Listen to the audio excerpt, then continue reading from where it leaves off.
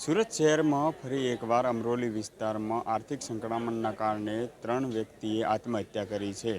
માતા, પુત્ર અને પિતાએ આત્મહત્યા કરતા સમગ્ર વિસ્તારમાં ચકચારી ઘટના મચી પામી છે. હાલ આપણે એમના પરિવાર સાથે છીએ. પરિવારથી જાણવાની કોશિશ કરીએ છીએ શું ઘટના ઘટી છે. ઘટનામાં તો શું છે, અમે રાતના 2 વાગે ફોન આવ્યો કે ભાઈ તમારા બેન બનેવી અને ભાણે જે દવા પી લીધી છે, સિમી મિલમાં લઈ ગયેલા છે. તમે સિમી મિલમાં આવ્યા અહીંયા રાતના 2 વાગે, બરાબર. કોના પ્રેશરના કારણે હવે કોના પ્રેશર હોય તેમાં એ બહુ અમને ખ્યાલ નથી, કેમ કે અમે વેડ રોડમાં રહીએ, આમ વેડ રોડમાં થઈને એ છાપડા ભાઠા રહીએ.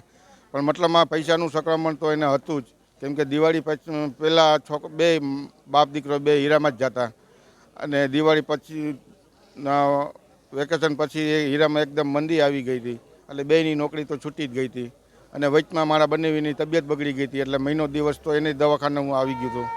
એટલે અને લોનના હપ્તા 4 થી 5 હપ્તા ચડી ગયા હતા. લોનના હપ્તા. સુસાઇડ નોટ પણ મળી છે પોલીસ? હા, સુસાઇડ નોટ મળી છે, પણ હવે શું લખેલું છે એ મને ખ્યાલ નથી. એ સાહેબ આગળ છે. તમારા શું સંબંધ? મારા થાય, મારા મામાની દીકરી થાય, બેન બનેવી ને ભાણેજ. કેટલા લોકો હતા? કુલ 3 જ હતા ઘરમાં. કેટલા વાગે લગભગ ઘટના બની હતી? આ ઘટના લગભગ એ જાણવા મળ્યું છે કે 11:30 વાગ્યાના 11:30 વાગ્યા, રાતના 11:30 વાગ્યા.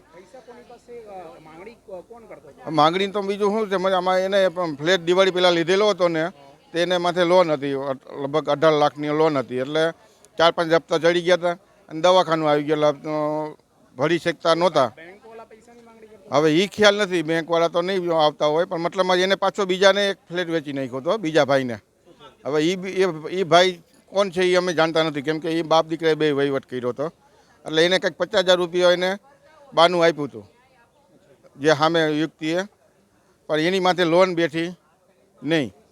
એટલે આ પાછું કે તમે મને પૈસા પાછા આપો, 50,000 હોય કે લાખ હોય મતલબમાં. એટલે એનું દબાણ હશે પૈસા પાછા લેવાનું. અને એક બાજુ નોકરી છૂટી ગઈ હતી. બસ એ પરિવારને માંગણી તો એટલું જ છે કે બસ જે આ સાચું હોય, સત્ય હોય સામે આવે, બરાબર, અને એની ન્યાય મળે એને. જે આ પરિવાર હતો જેના રિલેટિવે આત્મહત્યા કરી છે, તે સરકાર પાસે ન્યાયની માંગ કરી રહ્યા છે.